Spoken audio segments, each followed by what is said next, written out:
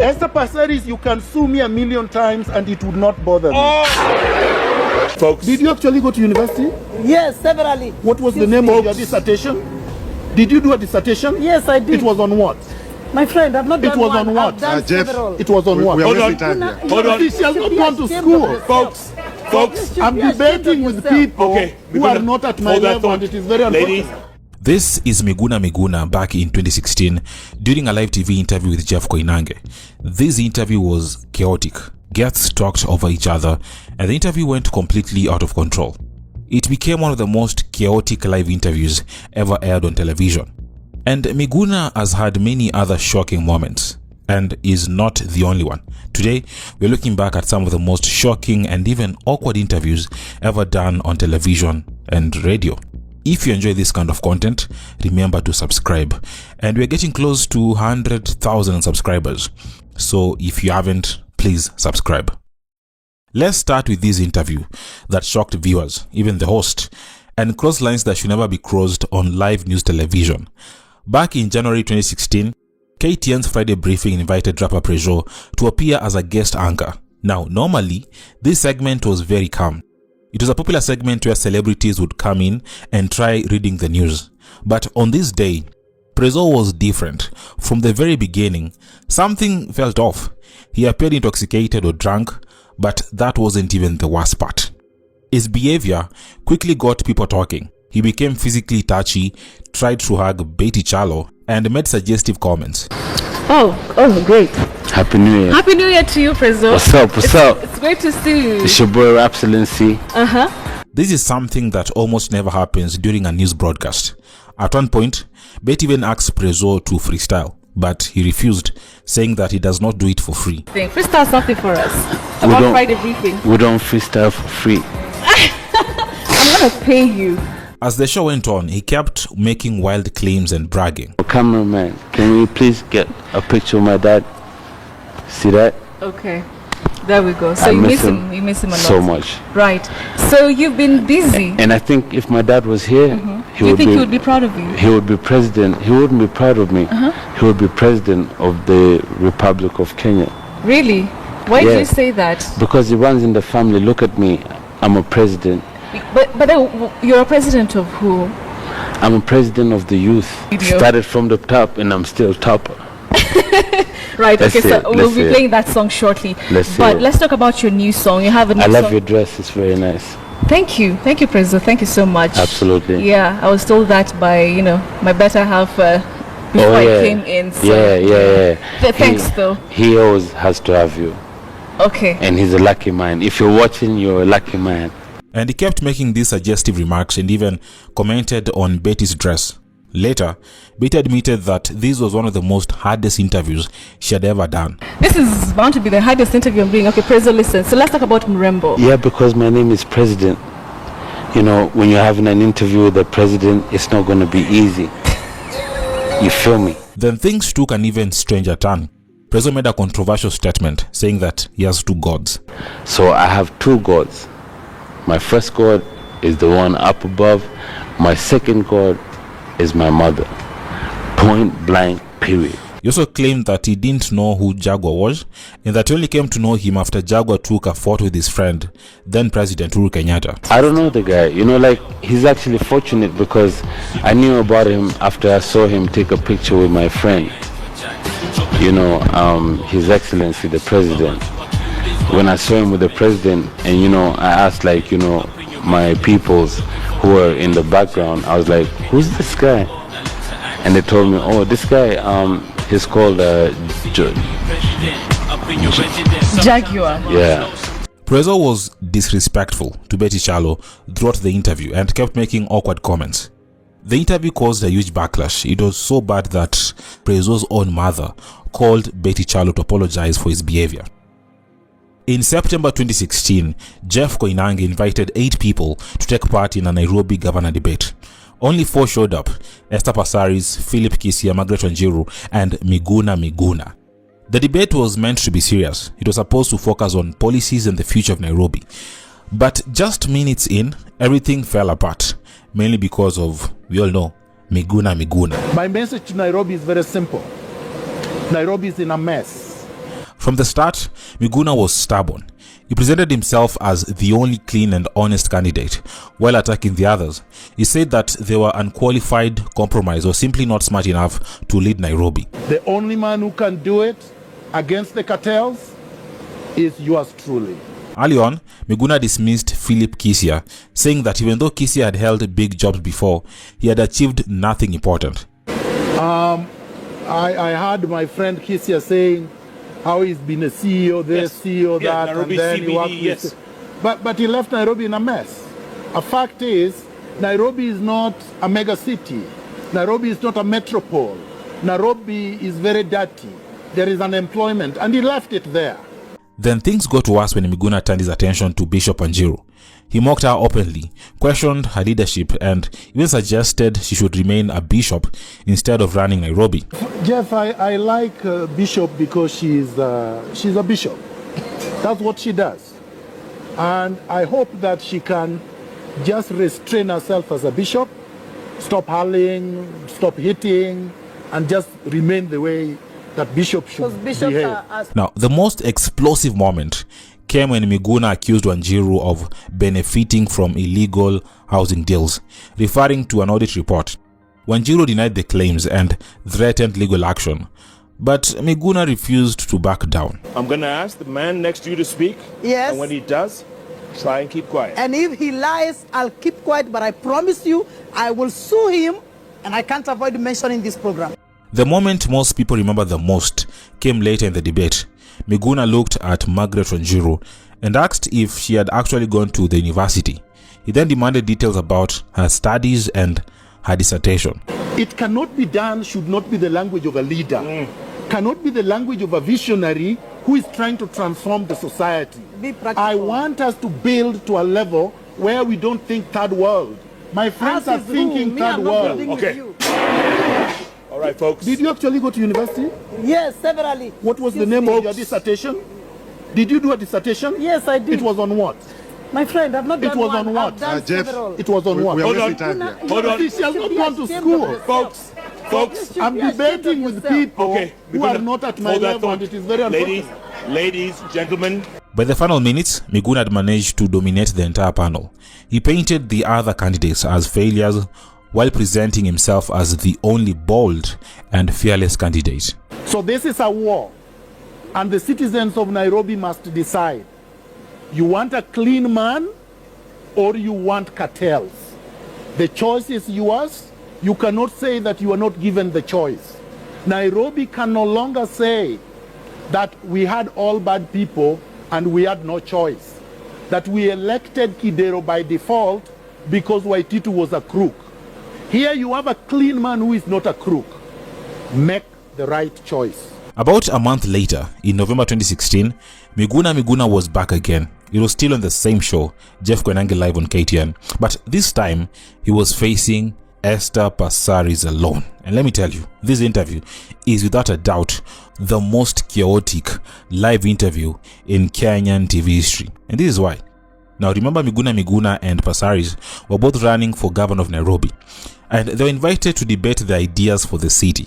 It was supposed to be a simple and calm discussion, but what followed was something no one expected, not even the host Jeff Koinange. Instead of talking about policies, the show turned into a game of insults, accusations, and personal attacks. Miguna said many shocking things during this interview. So here are the most chaotic and unforgettable moments. At the start of the debate, Esther Passaris told Miguna that without Raila Odinga, he would not be known today. Now, I just want to ask you something. Raila, if it wasn't for Raila giving you a job, you would never have been known. The name Miguna would not even exist. That was a mistake. Miguna did not take this lightly. He responded by reminding viewers that while others were quiet, he was a university student fighting for multi-party democracy. He spoke about being arrested, detained, expelled from the University of Nairobi, and later going into exile. First of all, Jeff, this was 1986, November 13th, 1987. That is November 1987. All right? Yeah, is that you in the picture? That is me in the picture at the University of Nairobi. I was a student leader and I was in the headline in 1987 when Raila was in detention. My friend here, who is my age, was nowhere. What was she doing in 1987? I was fighting for multi-party democracy in 1987. She's my age. She was hiding under the bed. Miguna then claimed Passaris came from nowhere and said that her rise had nothing to do with leadership or ideas. She emerged from nowhere, that is she Mama Supu. She's selling beauty. She thinks beauty gives you credibility and integrity to go for leadership. Esther Passaris is nothing but a flower girl. At one point, Passaris announced that Miguna had been served with a legal letter. She accused him of defamation for calling her part of what he often referred to as cartels. But Miguna seemed completely unbothered. By the way, have you received an email from my lawyer?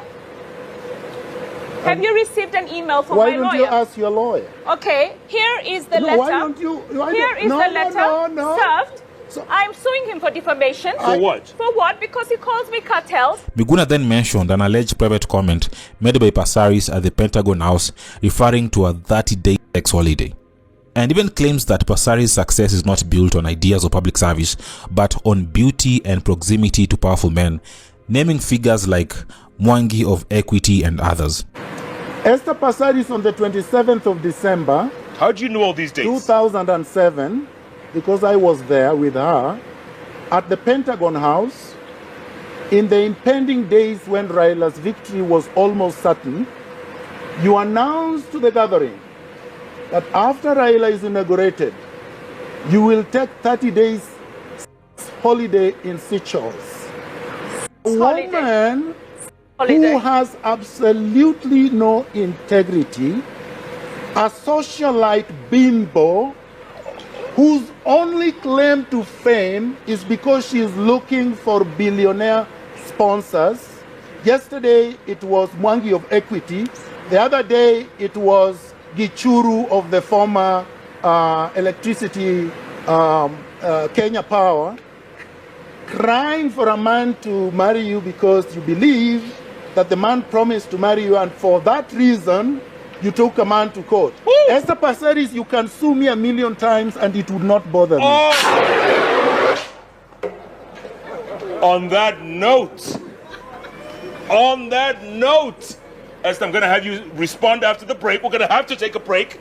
And that's a disclaimer, by the way. The views are those of the guests, not mine, not KTN, nobody. Goodness gracious me. The debate got even more chaotic and crossed lines that had never been crossed on Kenyan television.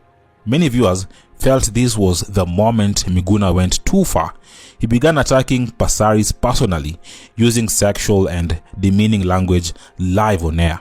You are so beautiful, everybody wants to Passaris. Miguna, okay. You know, let me tell you She something. brought it. She mentioned it. This was a moment no one expected. Instead of stopping the interview, Jeff Koinange allowed it to continue. And Esther Passaris tried to stay calm, but she was clearly hurt and offended.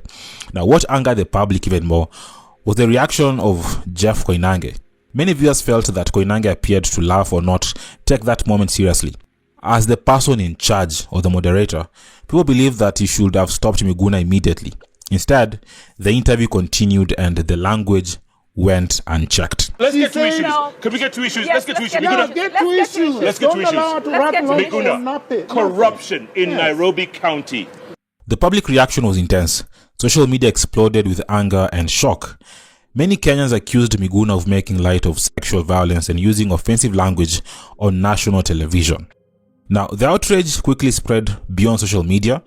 Government officials and public figures openly condemned the remarks. The consequences followed soon after, and the Media Council of Kenya launched a formal investigation, saying the show had broken broadcasting rules on taste and decency. At first, KTN defended Jeff Koinange, but public pressure continued to grow. In the end, the station made a major decision. KTN ended Jeff Koinange's contract, and his show was taken off the air. Many viewers felt he was responsible for allowing the situation to go out of control. Miguna later claimed that his words were sarcastic and that he was not encouraging sexual violence. However, by then, the damage had already been done. A few years later, in 2019, Jeff Koinange was back on television. this time on Citizen Television. He invited then Nairobi Governor Mike Sonko for an interview. At the time, Sonko was in public fight with Esther Passaris. The fight had started a few days earlier during the Madaraka Day celebrations. While giving a speech, Passaris complained that the governor was not answering her calls to discuss city projects. She also questioned where the money for Sonko's personal donations was coming from. Sonko was not happy with those remarks, and he responded by telling Passaris that he was not her husband and did not have to answer her calls.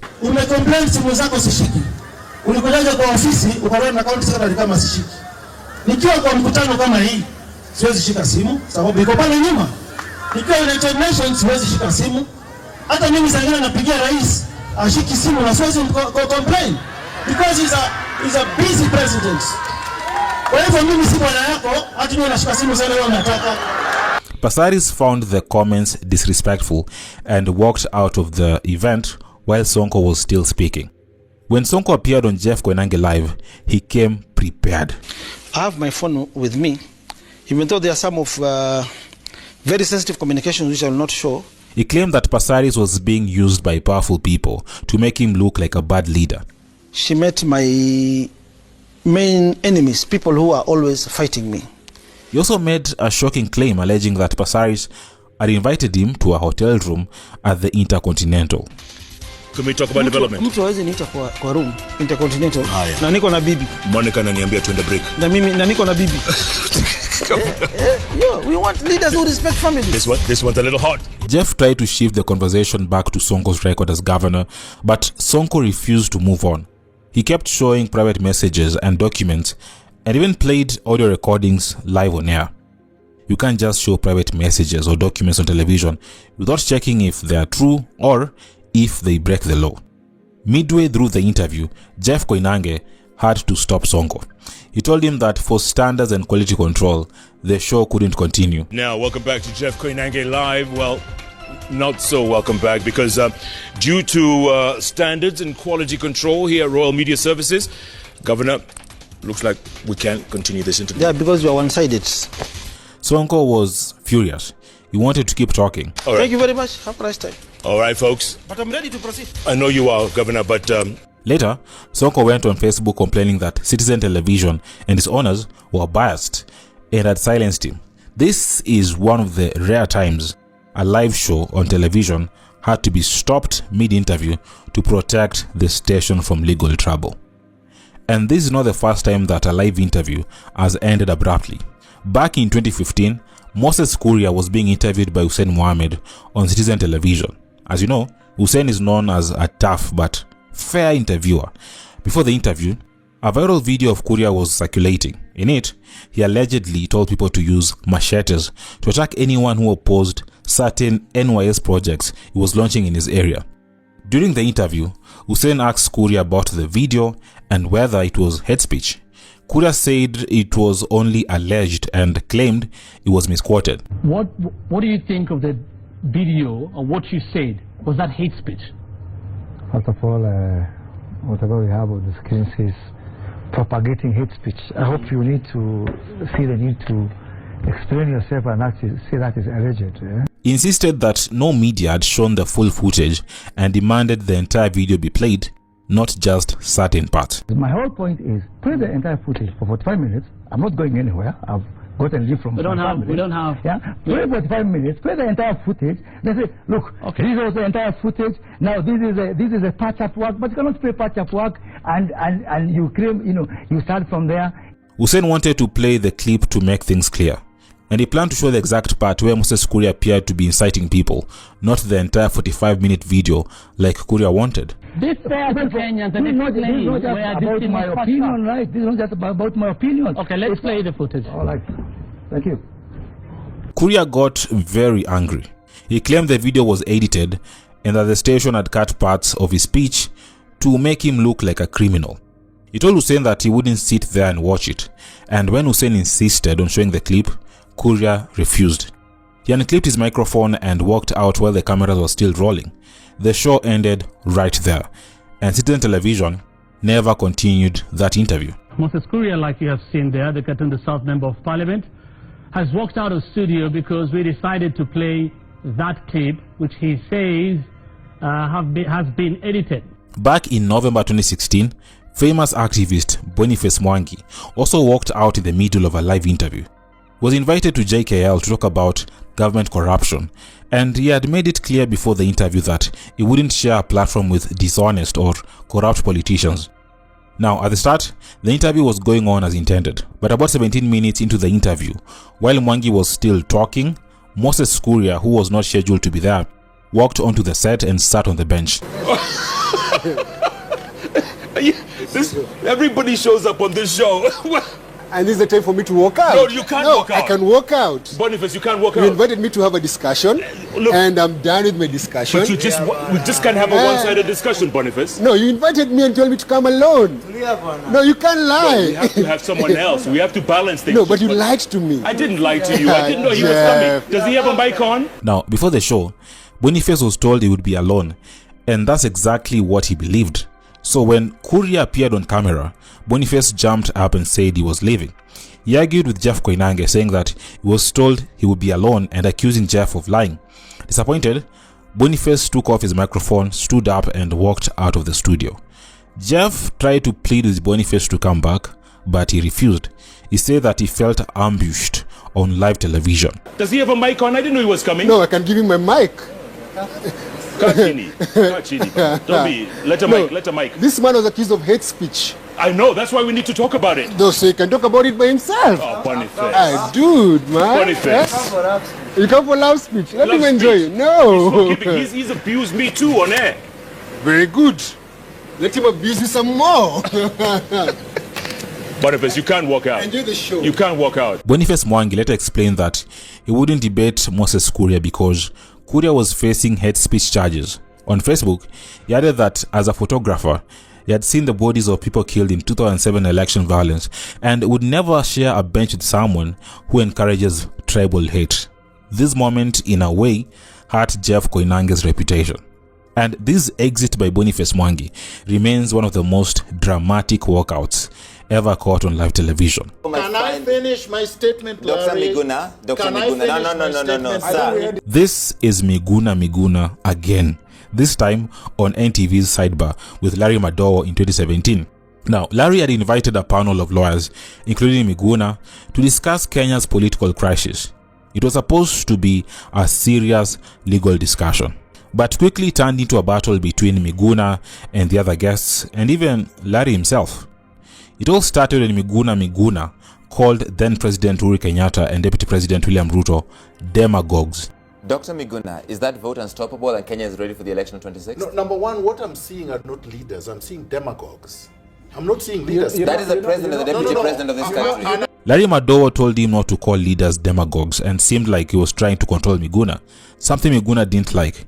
He even told Larry that no one can dictate him. You're telling me that I cannot call these guys... Again, you're yelling at me, sir. No, but you're telling me that I cannot call them demagogues. I'm going to call them demagogues. You need to go to the point, sir. You're yelling at me right now. I am repeating it. Yes. All right? He was yelling and you did not stop him. He was not yelling at me, sir. He was yelling at me. I'm trying to get people to stop yelling at each other. So what I'm trying to tell you, Larry, unfortunately for you, I am not easy to shut up.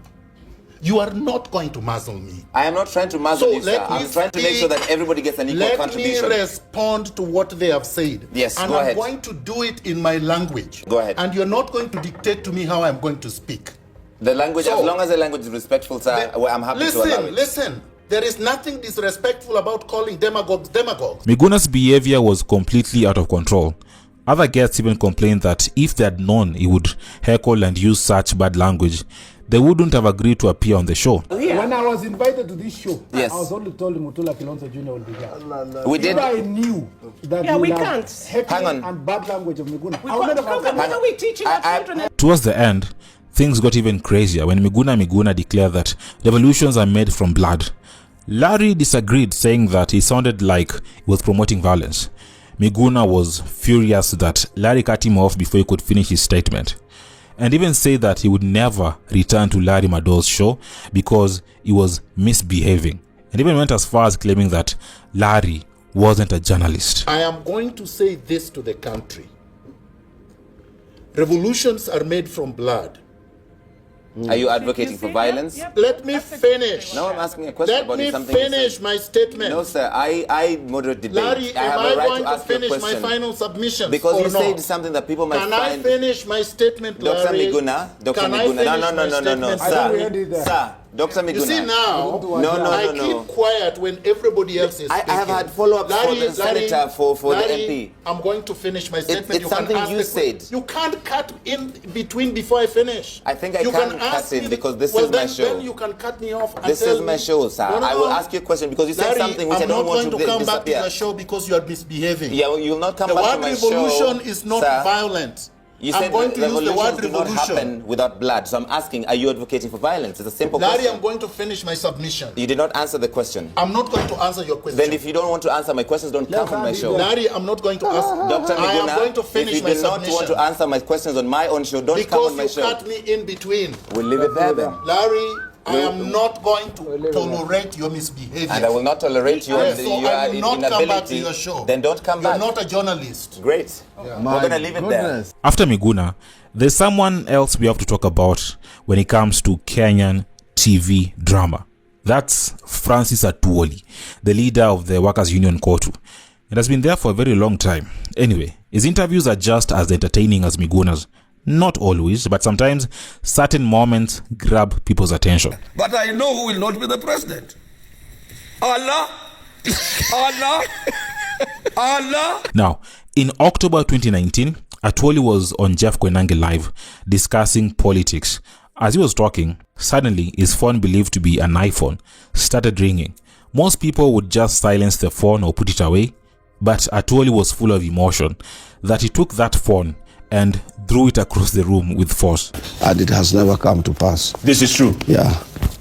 And if you want me to tell you, I will tell you right now. Go on. Are you switching off your phone because someone is calling you live? Yeah, sure. Okay. Jeff Koinange looked shocked, but Atuoli didn't care. And shockingly, he did it again a few months later at a press conference while talking about a fake arms deal. In February 2023, two Kenyan comedians nearly fought on live radio.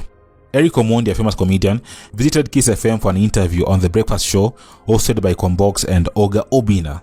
But here's the wild part. Before the interview, Eric had a list of demands. For example, he said he would only speak to Kombox and not Obina. Obina could be outside feeding his dog sausages while the interview went on. Now, Obina didn't even want Eric there, but Eric showed up anyway, bringing a full team of bodyguards with him. At the time, Eric had also been saying that Kenyan entertainment, especially the gospel industry, was dead. Why do you always speak beef with everybody? Like you sit down, nika unakanga kwako unasema leo nitukanane na nani? Umeamuka umetukana huyu, umetukana wasanii wa Kenya wote. Right now most of them are in depression because of you. Eric said he was the only one left to save the industry as the president of entertainment in Africa. But not everyone believed him. Some thought he was just clout chasing. A listener even called him out, saying that he's been pushing 75% Kenyan music. But how can we believe him with all that cross-dressing?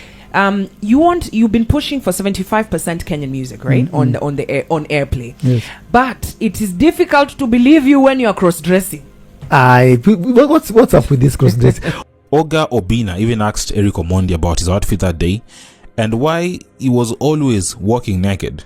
Eric responded that it was just showbiz, but Obina accused him of being fluid. And shockingly, Obina even challenged Eric Omondi to come out of the closet and stop hiding. That is showbiz. All right. That's why I'm dressed like this. Oh, that's why. Showbiz. Listen, Eric. It's you have a point to prove. Just come out. It's a safe space. Stop hiding in a hole, and people already know you're out there. Just come out and tell people, guys, listen, I'm fluid. Or I'm like this, or I'm like that. Sip Stop wine. on a tongue, and a weave. Here's Adele coming through with I Drink Wine. Now, this looked like a serious fight. Some thought it was staged, while others believed that these two are truly fighting. And it's not the only time Oga Obina has disagreed or even fought with a fellow comedian. April 2025, Oga Obina was back, this time on TV47 with fellow comedian Dr. Ofweneke. Now, this interview started normally. Obina talked about his collabo with popular Luya artist Steve K, And they began joking around. And I have seen Kenyans nyoroshaji. Walimpiga vita wapi? Social media, Obina ezi. At one point, Obina's bodyguard, Munez, even picked up Dr. Ofweneke and carried him around the set, as you can see. But then, things went wrong. Ofweneke suddenly splashed water on Obina's face.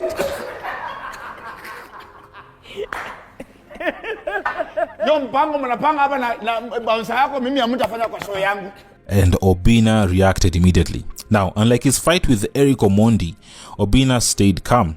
He removed his glasses and even asked for an apology. Ofweneke refused to apologize. In fact, he continued joking and asked for more water. Okay. So either you say sorry, ama uendelee na interview yako. Which one do you prefer? I'm not saying sorry. Cool. Obina looked clearly offended and decided to leave the stage with his bodyguard. From bro to bro. What you've done is not relax, good. Relax. I'm relaxed, yes. Apana, stop dismissing it like it's a minor thing and it's a major thing. It's disrespectful. At least you just own up and say, hey, my guy. But I'm not apologizing. Okay. Then it is what it is. Some viewers thought Ofweneke's move was childish and sided with Obina, while others felt Obina was overreacting. Either way, the water splash incident went down as another memorable Kenyan television clash. And these are just a few examples of interviews that went completely wrong. There are more. Maybe we'll cover them in the next video. If you enjoyed this video, remember to like this video and subscribe. We are very close to hitting 100,000 subscribers. So kindly subscribe if you haven't. And with that, let's meet in the next video.